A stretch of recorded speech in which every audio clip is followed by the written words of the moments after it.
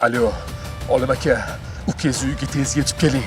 U o'zini o'zi pichoqlab qo'yibdi. Rostdan ham voqea shunday bo'ldimikin yoki marhumning turmush o'rtog'i aybini yashirish maqsadida ushbu bahonani o'ylab topdimi? Ma'lum bo'lishicha, Toshkent viloyatining Bekobod tumanida ayol turmush o'rtog'ining bir necha yillik janjallariga nuqta qo'yish maqsadida uning hayotiga zomin bo'ldi. Aniqlik kiritilishicha, sudlanuvchi ayol 1984-yilda tug'ilgan. U 2005-yilda turmush o'rtog'i bilan oila quradi.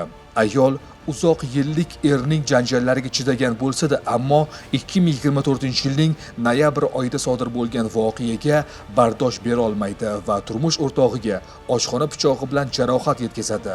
Erkak olgan jarohatlari sababli voqea joyida vafot etadi. Ish hujjatlarida keltirilishicha, ayol erini pichoqlaganidan so'ng o'tkir tig'li jismni turmush o'rtog'ining qo'liga ushlatib qo'yadi, xuddiki eri o'zini o'zi pichoqlagan deb ko'rsatish uchun. Shunaqa voqea bo'ldi, tez yetib keldim. Kezim baqirib o'zini pichoqlab keldi.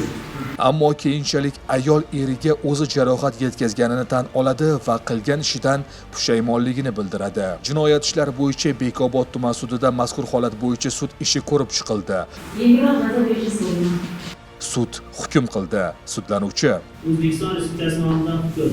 Sud hukmiga ko'ra sudlanuvchi ayol Jinoyat kodeksining 97-moddasi 1-qismi bilan aybli deb topilib, unga 6 yil 6 oy muddatga ozodlikdan mahrum qilish jazosi tayinlanadi. Biz bugungi lavhada ayolni eriga pichoq ko'targanini yoki bo'lmasam marhumni bir necha yil davomida turmush o'rtog'i bilan janjallashganini oqlamoqchi emasmiz. Unutmang, qarz ikki qo'ldan chiqadi. Bekoboddagi voqeada ham aslida shunday bo'ldi. Xulosa qiling.